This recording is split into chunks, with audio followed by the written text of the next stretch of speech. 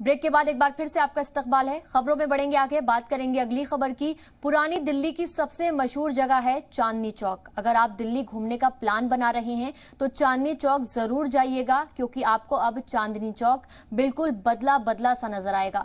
दिल्ली के मुख्यमंत्री अरविंद केजरीवाल ने आज चांदनी चौक के नए लुक का उद्घाटन किया।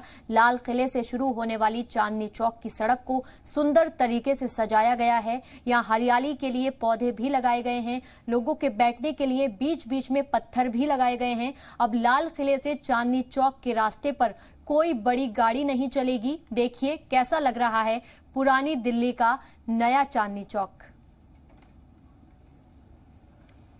तो चांदनी चौक अब बदल चुका है। मुख्यमंत्री अरविंद केजरीवाल ने आज चांदनी चौक के नए लुक का उद्घाटन किया है। लाल किले से शुरू होने वाली चांदनी चौक की सड़क को खूबसूरत तरह से अब सजा दिया गया है। यहाँ हरियाली के लिए पौधे भी लगाए गए हैं। लोगों के बैठने के लिए बीच बीच में पत्थर भी लगाए गए हैं। अब लाल किले से चांदनी चौक के रास्ते पे कोई भी गाड़ी नहीं चलाई जाएगी। देखिए किस तरह से अब खूबसूरत हुआ है चांदनी चौक, किस तरह इसका अब लुक बदल गया है।